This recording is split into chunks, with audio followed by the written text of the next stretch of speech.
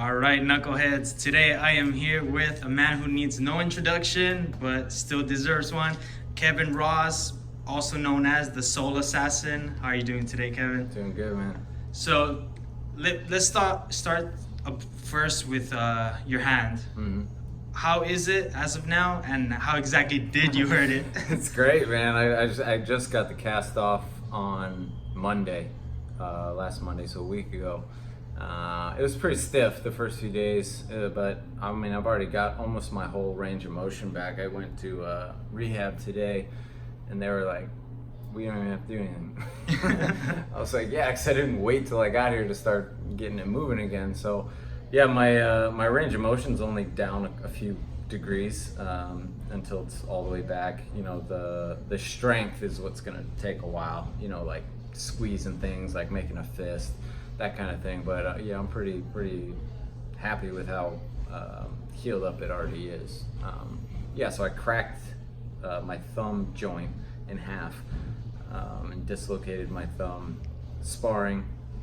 This was, I guess, 5 weeks now, so I was a month out from the fight I was supposed to have 2 weeks ago in Japan, sparring, and I actually didn't even know what happened. I thought I jammed it, and I think I did like 7 more rounds, not knowing it was broken.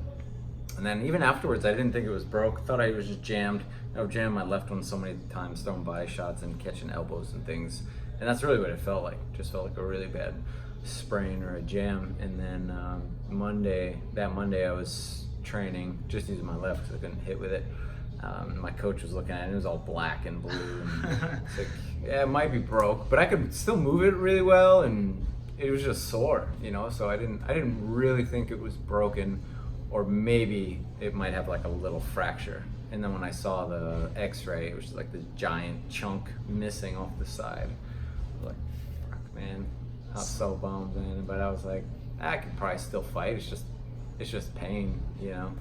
I was like, that's kind of stupid, especially after being out for a year, you know, coming off a loss. And I was just trying to be a little smarter in my experience, you know, than just rushing back into things, which I've done so many times. And you know, there's good and bad that comes with that, but it really just adds up to the wear and tear that I've already got. So just trying to be a little smarter and more intelligent moving forward. So to go more in depth into that, how frustrating was it once you found out that it was broken? Yeah. And did the thought of continuing on with your training and going through with the fight ever cross your mind? Oh yeah, I mean, that was my first thought. Like, I'm gonna do it anyway. You know, it's just a thumb. You know, I got all these other pieces to use.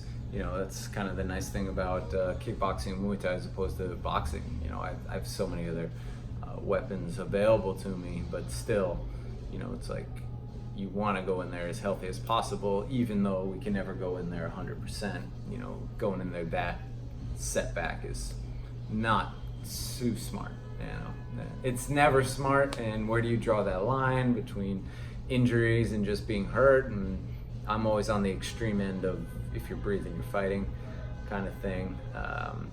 But again, it was all the factors that kind of played into it. My comeback fight after a year layoff, after coming off a loss, and those kinds of things. Do I want to go in there already so set back? Yes I do, but should I? Probably not. You know, maybe I injure it more and then I don't have a hand after that, and that's something I'm dealing with right now, because I could fight in 9 weeks if I wanted to, and I do want to, and it does feel okay. I mean, it hurts, and I can't use it fully, but I do still have 9 weeks. But the question is, should I do that or wait? But my next option isn't until almost New Year's, and that'll be a 1.5 year layoff, and that's what I'm really juggling with right now. Whether or not I should do this, whether I should let it heal up better. But at the same time, that extended layoff can also have negative things as well, and I have to decide like today or tomorrow if I'm going to do this or not, and that's kind of where I'm at right now. Kind of like you said, you're trying to be smarter the more Yeah, you grow up. but you don't want like- to be, you don't want to be too analytical about it either. You know, like nothing's ever going to feel great. So where do you draw that line is always the question. And I don't know where you draw that line because I've never drawn it before. Yeah. Just do it no matter what. No matter what happens to you, no matter how bad you feel, no matter how injured you are, you fight anyway. It's not a question. But you still should try to be as smart as possible. It's like trying to make fighting safe. You can't make fighting safe, and the more safe we try to make it, the more we ruin it to a degree. But you don't want to be reckless either. You know what I'm saying? So yeah, it's a difficult thing because there's really no right answer. You know, I could not take this fight, wait till then, something else could happen, or that fight doesn't happen, it gets moved, that guy gets injured. All of those things always play into my decision making because it's like the only fight there is the one that's right in front of you. There might not be another one after that. So I tend to view it in that regard, and that's why I tend to always do it anyway, is because who knows if there will ever be another fight. There's so many factors that could keep it from happening, and do I want to risk that? That's really the decision I have to make. Do I want to risk waiting, or do I want to risk fighting not 100%? And I don't know yet. I gotta figure that out.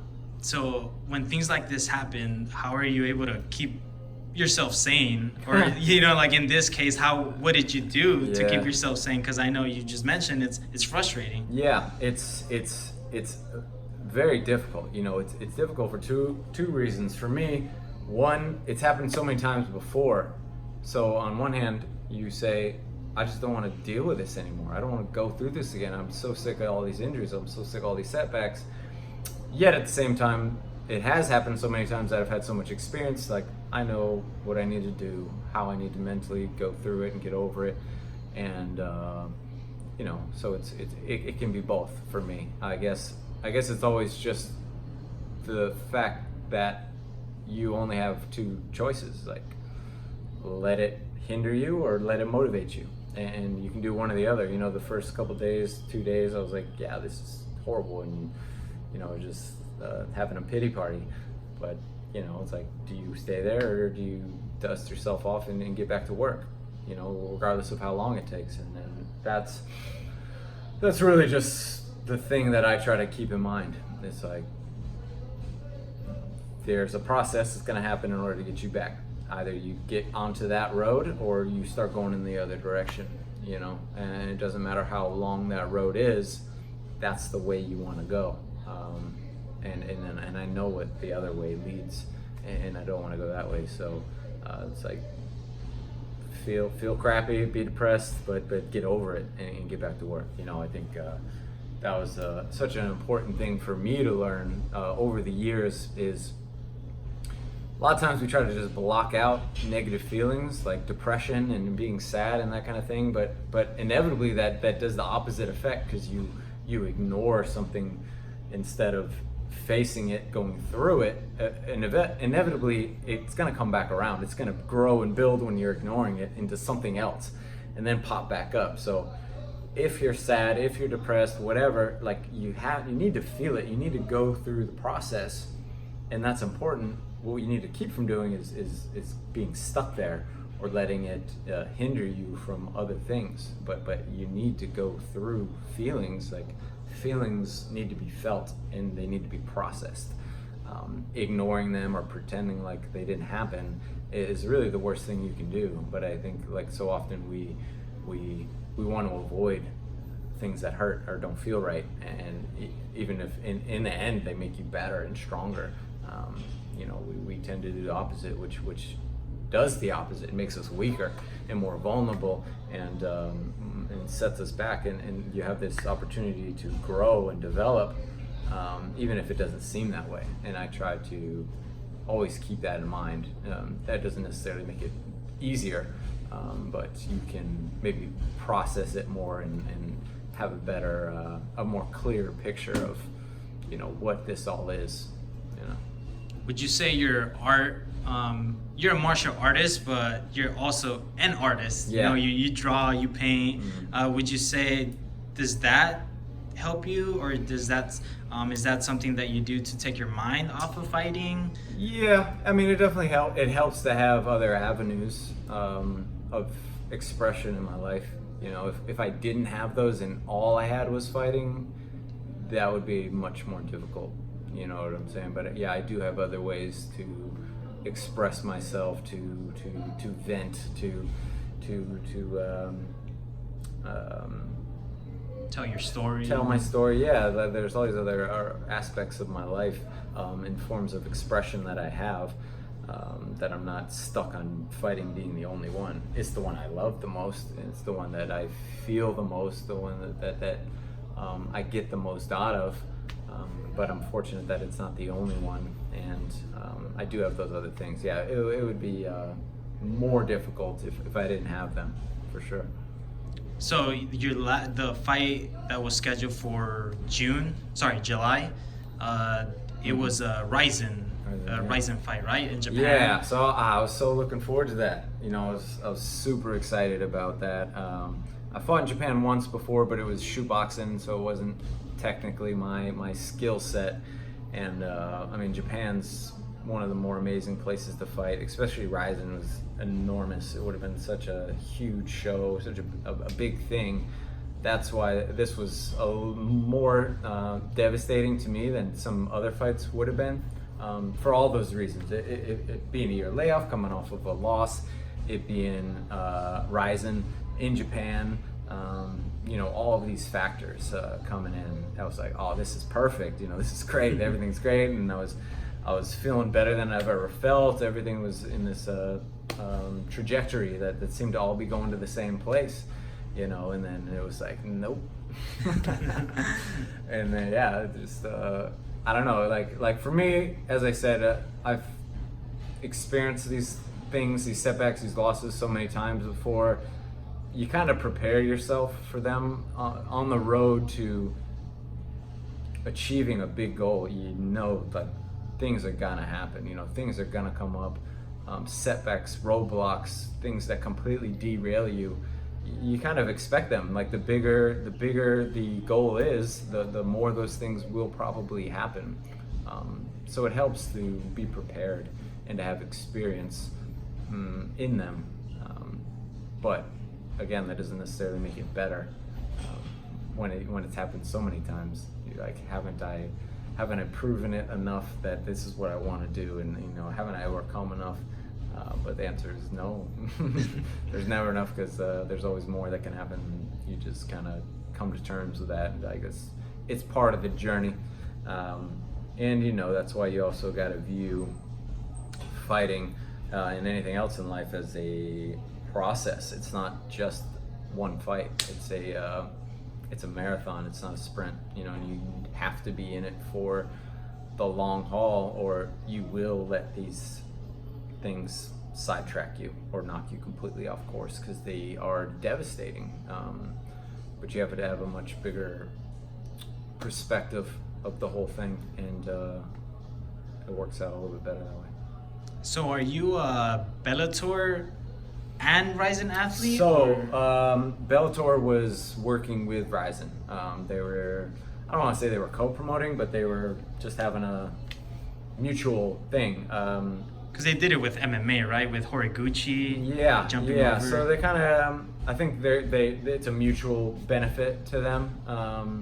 Again, as they've done before with some other promotions overseas, like they did with the Octagon in Italy, and they were both helping each other out. So it was more along those lines. I was still under Bellator banner. They were just giving me the ability to fight for Rison, and Bellator's actually doing their first show in Japan. That's the one that's at the end of the year. So I think that was helping them get to that market. That's always, but I would still love to fight for Rison if I can in the future. I think they're a really amazing promotion, one of the biggest kickboxing and MMA promotions in the world. So as of now, do you obviously you don't have you want to fight, but is Bellator coming out with are they doing another kickboxing event? Yeah, so the one in I'm not sure if I think the one in Italy, so that's the one in 9 weeks. I believe that's their first show this year. Pretty positive. I don't think it's a co-promotion or anything, but the one in December for sure is them. I believe both are. So yeah, I'm signed with Bellator. I re-signed with them. I just haven't had my first fight under that new contract yet, but they were letting me fight for Rison. So this is a big question that it's always asked, and I feel like sometimes there's an answer for it, but it's always, I feel like nobody really ever has an answer to it. But why do you think Muay Thai or kickboxing hasn't caught on here in the US? A lot of reasons, many factors, and that's what makes it so difficult. Is there are so many pieces to this puzzle that need to come together at the right time, with the right people, with the right promotion, with the right fights, in order for it to progress. You know, when you look at MMA, when you look at the UFC, you need to go back to what made them blow up and what was going on prior to that. Years and years of them being bankrupt, basically, you know, and they were at the point where they were going to sell the company, you know, and disband the whole thing. And they did the Ultimate Fighter, and it just worked out and went from there. You know, it was the right fight at the right time with the right people watching. All of these factors came into play. It's not just about one or the other, and that's what tends to be the issue with a lot of these promotions that come along, is they try to do everything at once. You know, they'll get big names, but they don't have a following yet, and they don't have the viewership yet, or they don't have the venue yet, they don't have the following. You can't do it all at once. It has to be a steady progression, and just like you need to be in fighting is the same mindset you have to have in fight promotion and business and relationships and anything else for that matter. Is you have to be in it for the long haul. You have to be in it for the right reasons. You have to stay focused on your goals and your intention and never lose sight of that, all while these setbacks happen and these limitations and these events happen. It's the same across the board. No matter what you try to do in life, you're always going to go through that, and again, particularly when you're trying to accomplish something big, you're going to have an unbelievable amount of setbacks and hurdles. So one, there hasn't been a promotion that's come along that has stuck with it. You know, one that started out small and progressively built. Lion Fight was doing that, and they were doing a really great job of that. Unfortunately, they lost their way, and it is what it is now. And you know, I don't want to talk badly about them, but they were doing some really amazing things, and it was, everyone had this sense of finally someone's doing it right. Finally things are progressing.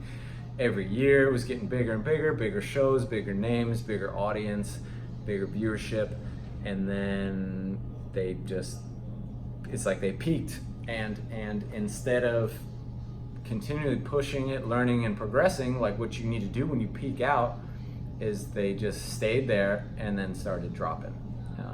You know, started making exceptions and you know, shortcuts, and not doing the things they were doing before, because it's difficult and you're losing money and you're doing all these things that, you know, not everybody wants to do. You know, not everybody wants to live inside a gym in order to pursue this goal, and various other reasons. So that's why everyone in the organization needs to have that same mentality, because you have to be in it for the long haul. You have to be doing the mindless, monotonous work behind the scenes that allows you to get to this point, you know. And if you're not doing that, what makes you think you're ever going to be, one, able to get there, and two, able to stay there and continually progress there? If you don't have the time in, you know, people don't want to put the time in anymore, and And that's really the thing why promotions aren't there, why so few fighters, particularly in the States, make it to the world-class level, because they don't want to put the work in. It's not pretty. It's not. You don't get popular doing the work. You get popular pretending to be something you're not, and that's not what is going to help any of us. So you need people that are just in there grinding out, you know, doing the work behind the scenes, getting dirty, putting in the hours. And that's, again, with everything across the board of every aspect of life. If you're not doing that work on the outside, it's never going to be there under the spotlight. So let me ask you something. How often do you go to local Muay Thai or kickboxing shows, if any? As much as I can, actually. I mean, I love going to the amateur shows because it's really it's so refreshing to be around that kind of energy and being around especially the fighters. You know, they're in there out of pure love of the sport, and you know, it's an addictive feeling, you know, to be surrounded by, and something that when I started I was completely surrounded by. Every person that fought, every person that trained, every person that was involved in the sport was doing it out of only love and passion for it. There was no ulterior motives. People didn't even know what the sport was. You know, you wouldn't do it for any other reason. With the growth of popularity, those things start to change a little bit. They get a little bit cloudy. You get people in it for other reasons, maybe not the same as your own. And I would never say those are wrong reasons. They're just not my reasons. And you know, it's not as pure as it used to be. You know, so things are a little tricky, but that comes with the territory of growth in anything. So the one good thing though is no matter how many other ones are out there, it just makes the ones that are on the same track as you stand out that much more.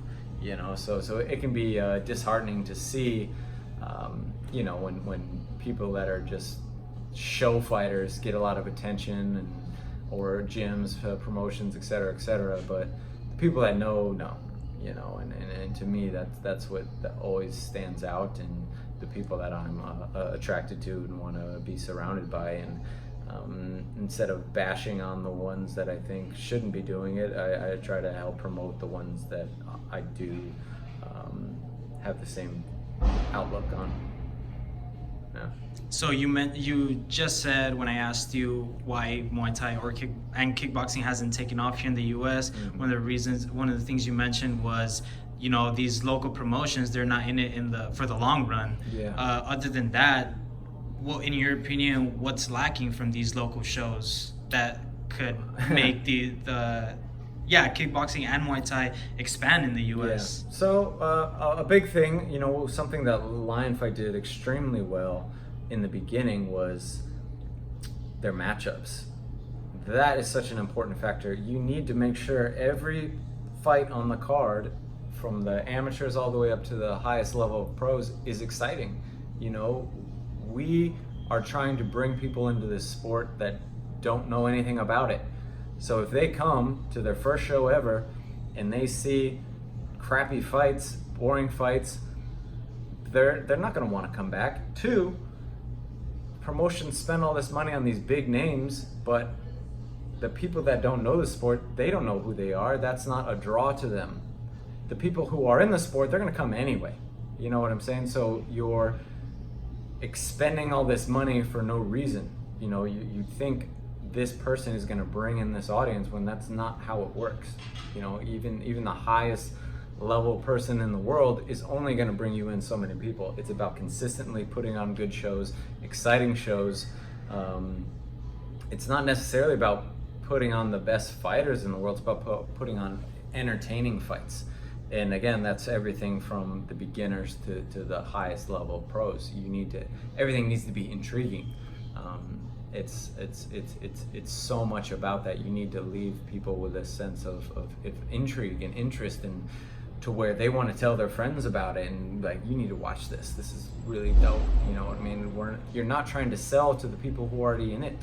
You know, that's the limited mindset that I think a lot of the promoters have. One, I think if you're not involved in the sport, you don't understand that process. You know, you don't understand like how much work needs to be done in order to get to that point. You just say, oh, you just need a big name fighter, a big show, and you put them in there and you'll get viewership. And that's not how it works. So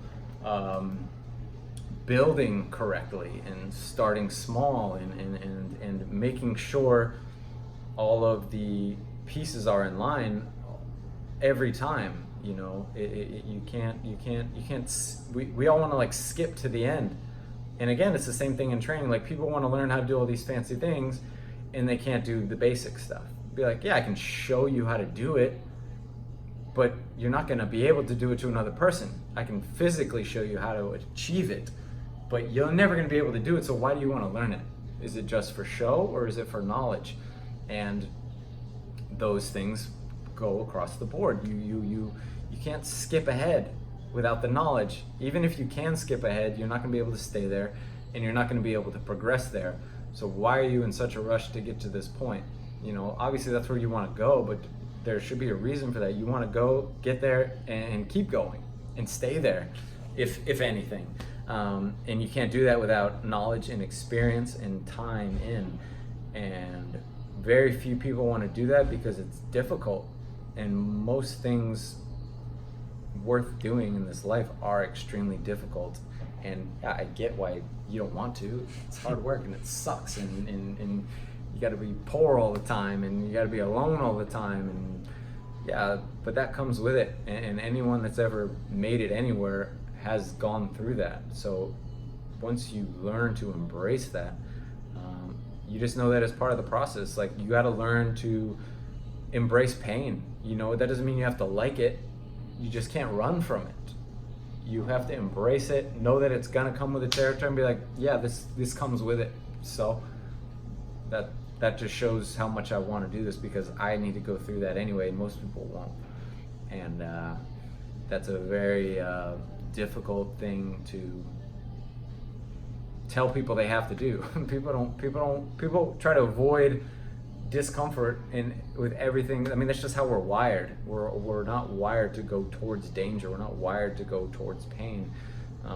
Everything instinctually in us is to keep us safe and secure and free from harm and discomfort. But all those things get you nowhere. You know, everything you need to achieve in life is the opposite of what is programmed into us naturally. And it's, you know, again, it's just like fighting. Everything in fighting is the opposite of what naturally we want to do. When somebody swings at us, we're like, like, you have to turn so much natural instinct off in your brain in order to train and to fight. It's crazy. And the funny thing is, no matter how long you've done this, as soon as you stop for a little while, those things come right back, and you start flinching. And like, what the hell? You know, I've been doing this for 15 years. Like, shouldn't that be normal? Like, no, it's never. You're never set. You're never secure. You never really have anything just down to where you don't have to try anymore. It goes away. You know, it goes away if you don't keep it up. So you made the switch over here to the boxing club here in San Diego. There's obviously no bad blood between you and CSA, which is always good for a fighter. You know, a fighter never wants that added pressure of losing friends, losing a coach. They never want that added pressure during a fight camp or just in general. But what made you, if you want to go into it, make the switch from CSA to the boxing club? Well, there was a lot of factors. You know, as I mentioned earlier, I always planned on ending up down here. I didn't think I'd come down here till after I was done fighting, or not fighting as regularly, which I'm not fighting as regularly as it was 5 years ago. But just from a personal standpoint, I needed to kind of reset. You know, I allowed myself to develop some bad habits and not beneficial mind frames and things like that. And I don't want to say it's like it's my fault for not addressing and adjusting them while I was there, and it's something that I could have done still being there, but for me, especially at this stage, I just needed to kind of reset and start over. I mean, for me, after my last fight, I completely stepped back and I stopped training and stopped going to the gym intentionally. It was like, I need to completely step back from this sport that I've been immersed in for 16, 17 years, because it's tough to really get a full perspective of things when you're in the midst of them day in and day out and constantly. The good and the bad. I wanted to be able to see the whole picture, both sides of the equation. That way I could adjust moving forward, so that I could continue to progress and to better myself and better all my abilities. And I needed to step back in order to do that. And so for me, I needed a complete start over for that to happen.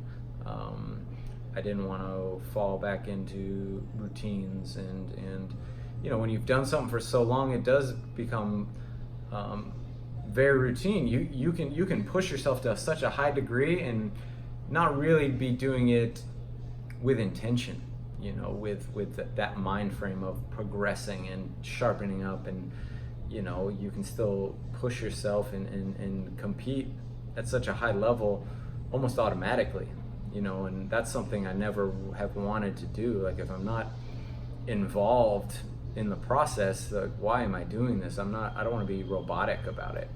And I think I had become kind of robotic and leveled off in a lot of areas, still a high level, but I wasn't progressing at a rate that I felt that I should be. And as I said, I don't put this on them, I put that on myself. And I just needed to completely restart, and even if it wasn't necessarily better or worse for that matter, I just needed to start fresh and over and take all the positive things I had with me and try to whittle away all the negative ones and just have a different outlook. I mean, it was the same thing when I went up there and getting out of Vegas. There was so much more good things in Vegas that I was losing going up there, but it was the energy, the mentality, and then a lot of things around me that were really weighing on me a lot, and becoming overly negative.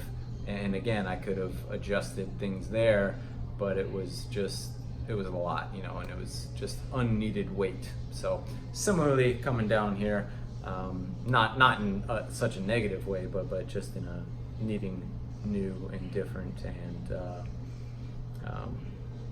just kind of needed a fresh start. It's like this is like a new stage in my career. I mean, it almost feels like this is the third career in my career. Like blowing my knee out was stage one. Then being up at CSA and everything up there was stage two, and now we're on to stage three. I'm in a different aspect of my life, not just in fighting, but everything. And for me, I needed to come here to do that. So your last couple of fights have been on their kickboxing rules. Yeah. Has it been hard for you to make this transition from Muay Thai to kickboxing? Not really. Much less than I think it would be for most Thai boxers. I've always had a love for boxing, and that was the main thing I watched and focused on even prior to ever fighting. So when I started, I was all about hands. You know what I mean? I hardly kicked at all ever, and it wasn't until traveling to Thailand and fighting and training over there that I really developed my whole arsenal. But I had so much time under being boxing focused that's always played into my style. So it was relatively easy for me to switch from Muay Thai to kickboxing because of my strong boxing base. and just stylistically the way I fight. It was difficult in the sense that I had to think about what I wasn't allowed to do. So that caused me a lot of hesitation and overthinking things, and didn't feel at home in there. Probably the first three, 4 fights. But now I feel good. I feel at home kickboxing, and I played around with the idea of just getting a quick Thai boxing fight and then going back to kickboxing. But at the same time, I was like, I'm just starting to feel better. As much as I miss Thai boxing, as much as I would love to do that, I don't think it's intelligent to go back and forth. Just like I don't think it's intelligent to go back and forth between stand-up and MMA, because you're inevitably not going to be as good as you could be at one. You're always going to be partially good at both. And that was also the reason I stuck with Thai boxing all those years when I could have switched to MMA. I never wanted to do both, and I wasn't ready to give up Muay Thai in order to pursue something I wasn't as passionate about. So that's why I stuck with it. But for me, kickboxing has been such a new avenue and a fresh thing to focus on, and revitalized me and remotivated me. It was like starting over in a lot of ways. Like my first day starting Muay Thai. As similar as they are, they're completely different sports. They're not the same at all. So a lot of it was like starting over and just having something new to focus on and to develop and to have to not be good at, like to suck again at certain things. Like, yeah, it's not fun, but being able to start and progress and be motivated to learn and to grow and to try out new tools. It's been fun. It's been exciting. I enjoy it. But I always miss Thai boxing. And I do hope to get back in there at some point. But I need to stay focused on this, at least while I'm still trying to push it to the extent that I am.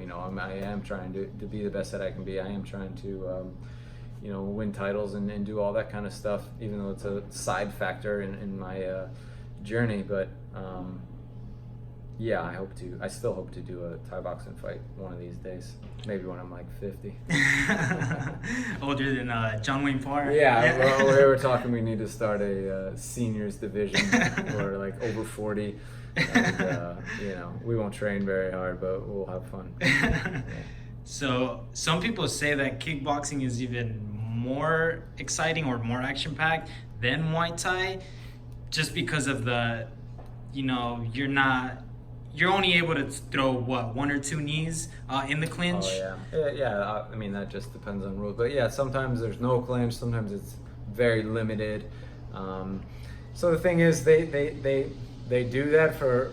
They say that it makes it more fast-paced, et cetera, and to a degree, yeah, but at the same time, they're also having to stop and break them up all the time. So in some ways, it slows it down more.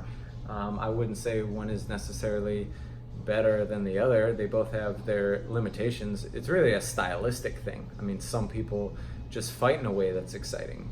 It's not necessarily the rule set by themselves. Like a boring fighter is a boring fighter, and regardless of what the rules are, he'll find a way to make it boring, or what I consider boring. I don't want to say that knock on people's styles, but yeah, I mean, people tend to say that about kickboxing. It's faster. Yeah, it's definitely faster and different in that regard. But yeah, as far as those rule sets trying to make it a little more exciting, and they have just as many limitations and people slowing things down as Thai boxing does. If anything, it's slower because we're not allowed to work. So instead of people working in there, you have them like standing there waiting for the ref to come break it up. That's why I've always felt that as long as people are active, you should let them go because they're still working. And that's always just a decision the ref has to make. So it doesn't even matter what the rule set is. It matters who the ref is, because he could say you're working even if you're just like rubbing on each other. And that happens in Thai boxing all the time, where people aren't even really doing anything. They're just making it look like they are. So that doesn't necessarily make it more exciting.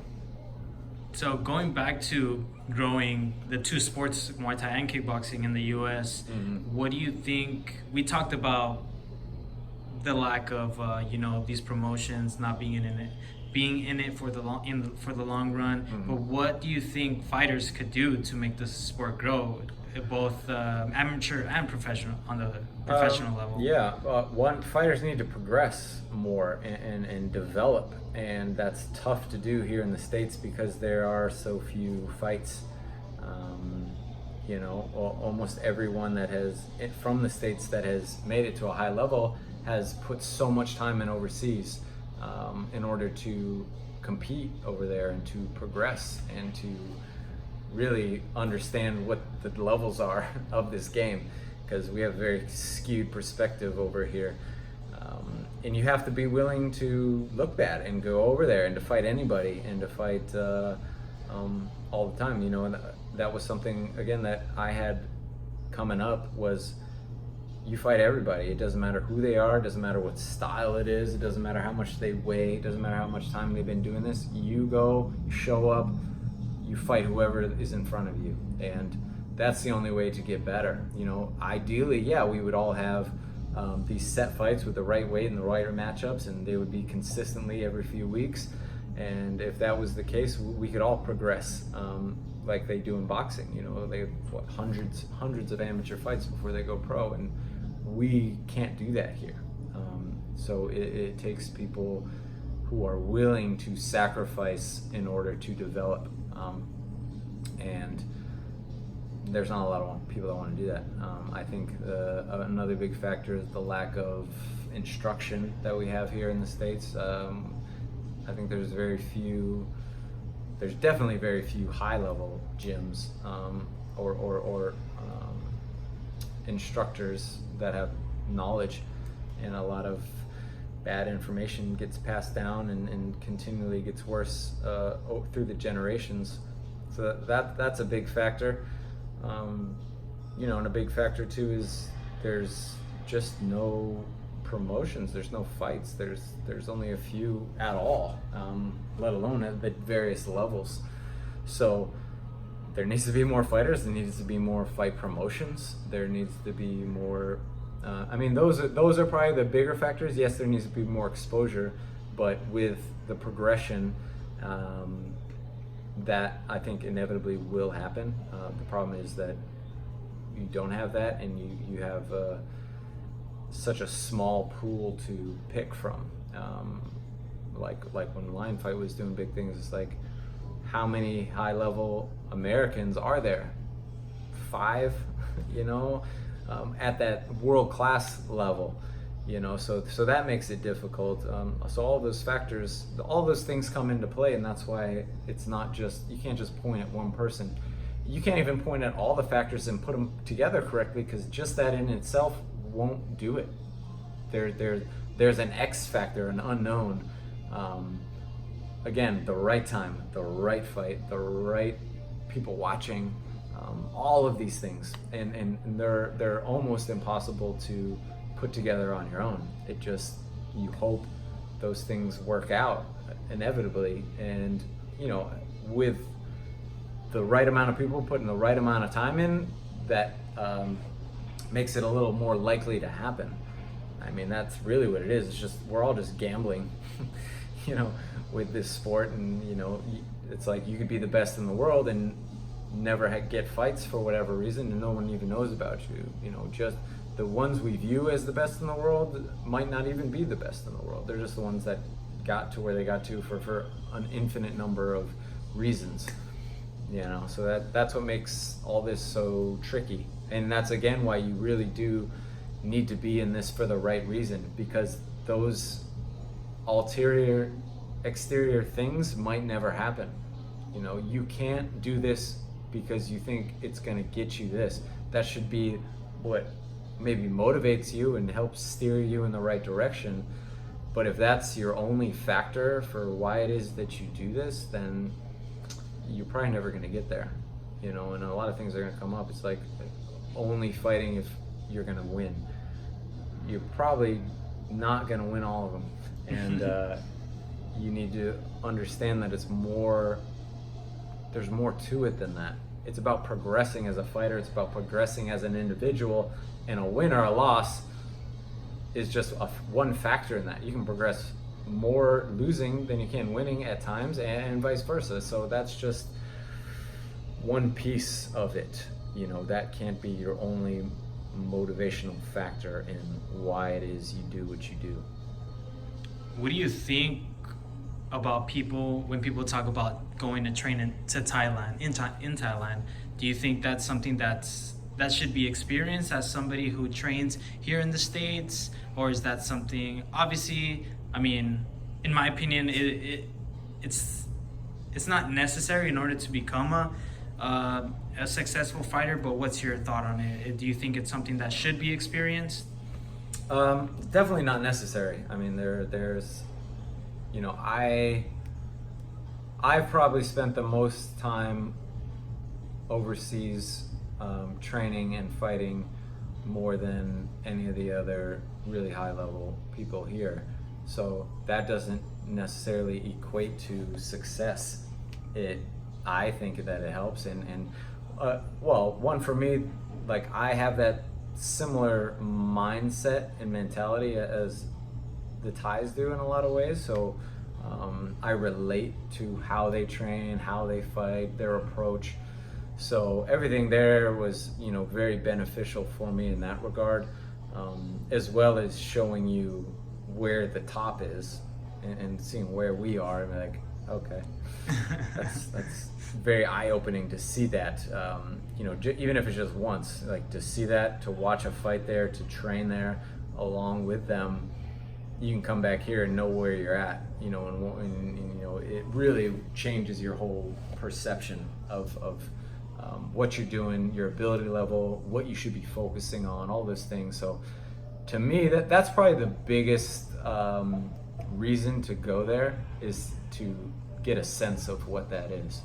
You know, it's like being in kindergarten and go visit college and be like, oh shit, like, this is what's going on, this is what I should be aiming towards, this is the level of skill I should be shooting to achieve, this is what the best look like.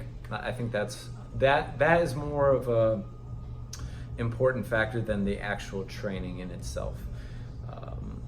The actual training, I mean, it's not necessarily that different. Obviously, it's more knowledge based and experience based, but it's like, kicking pads is kicking pads. You know, you can get in great shape anywhere. You can hit pads anywhere. You can spar anywhere. There's you know, there's reasons for that. Obviously, it helps if you're under a certain weight class over there. You know, so smaller people, I would say, yeah, for sure, because there's so many there.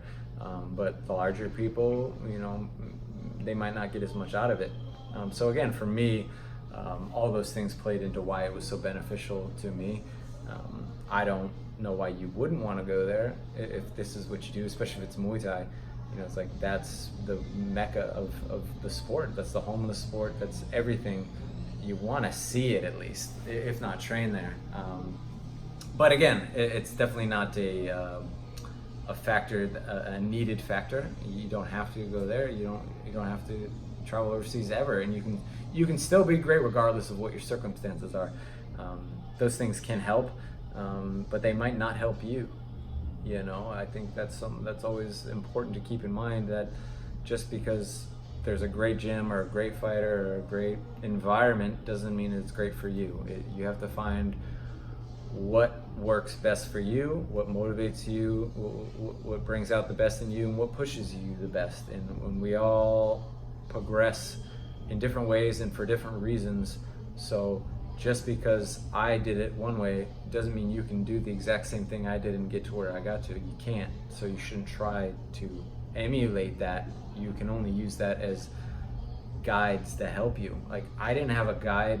I didn't know of anyone that had ever done what I was doing before. I didn't have someone to look at to say, this guy did it, so I'm gonna follow his footsteps and do it that way. I didn't have anybody to look at like that. I wish I did. You know, I might have had a little more guidance, but I was just winging it as I went, you know, and you know, I think that's what motivates me to be more vocal and try to help people as much as I can, because I didn't have those things. you know, and if I did, I think I would have been able to progress a little bit more in different ways, but at the same time, maybe not. You know, maybe they would have hindered me and steered me towards things that wouldn't have been beneficial to me. So it's there's so many unknown factors and infinite degrees of variation that it's impossible to emulate. There's no path to success. It's just don't give up, set your sights high, and keep figuring it out as you go along. And everybody is just figuring it out as they go along. Even if you have someone to follow and to look up to and to emulate, you're still your own person. You still have to do it your own way. You're still gonna have an infinite number of factors that aren't the same as them. So no matter what, we're all doing it on our own.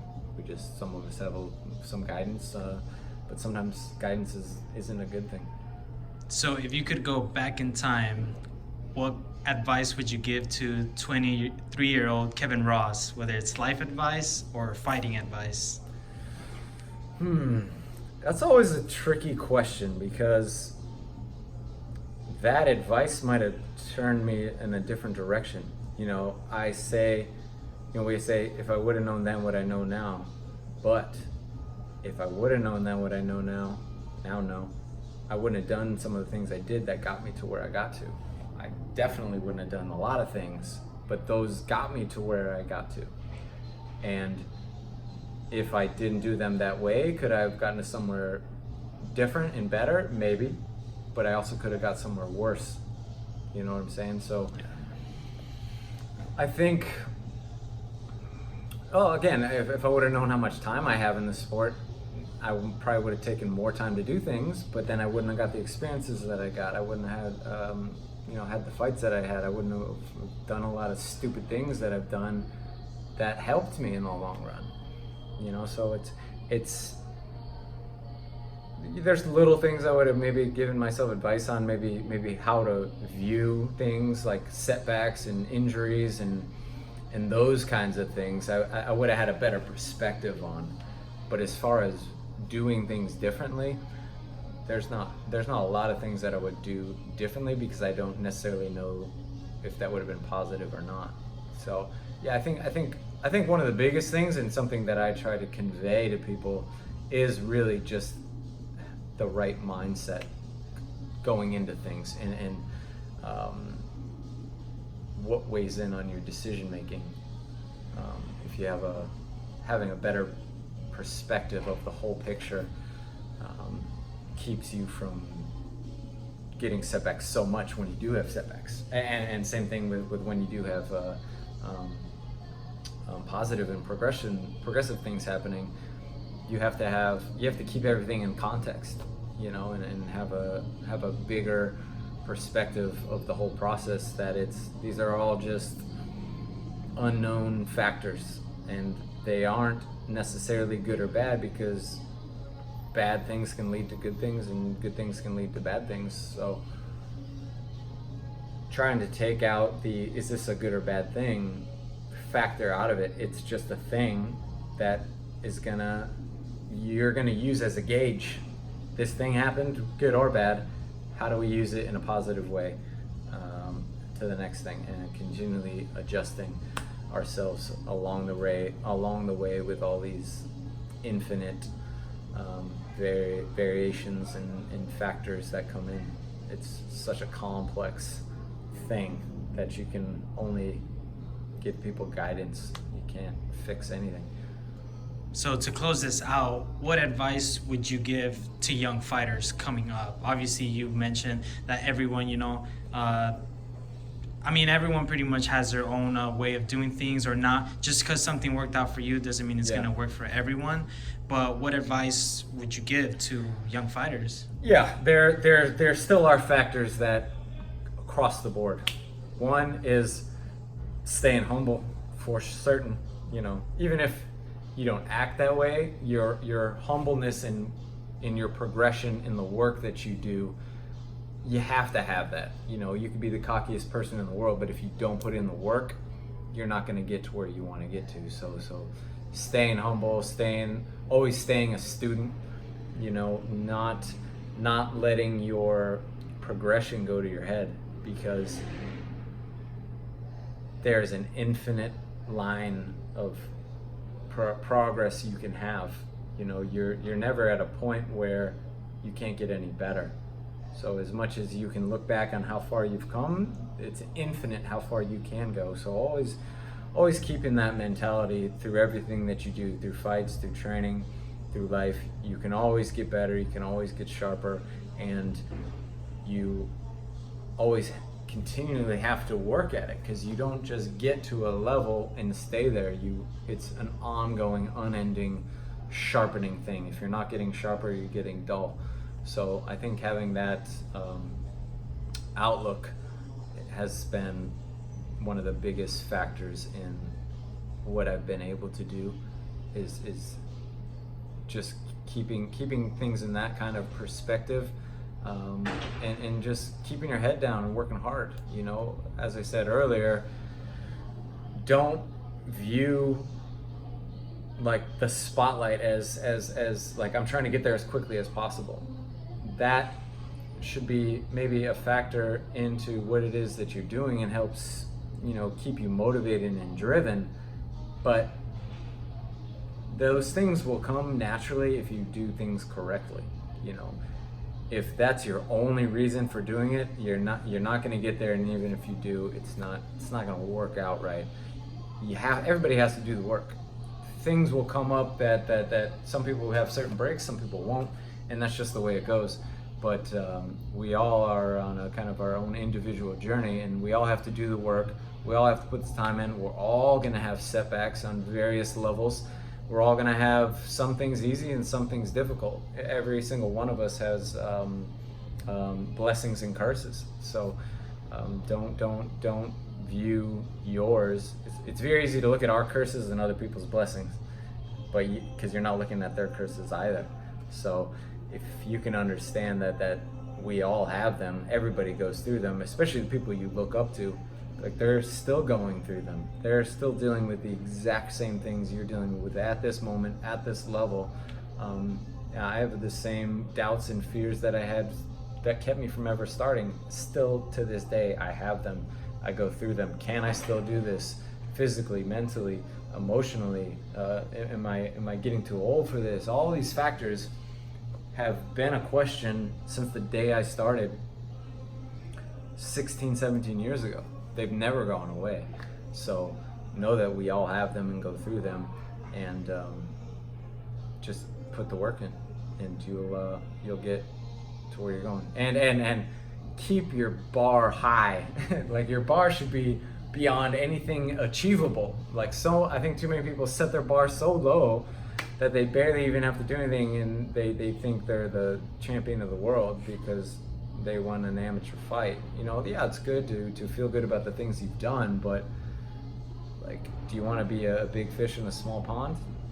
No, you shouldn't want to, I don't think, you know, if this is really what you want to do. So that mind frame and mindset is something that I've witnessed across all aspects of life, and people that have been able to progress and to make it to high levels and done positive things, all while maintaining their sanity and who they are as individuals, which should be your most important factor through doing all this, not losing yourself. Yeah, I would say that. Well, thank you so much for your time, Kevin, and I wish you nothing but the best for you. Thank you, man. I appreciate it. Thank you.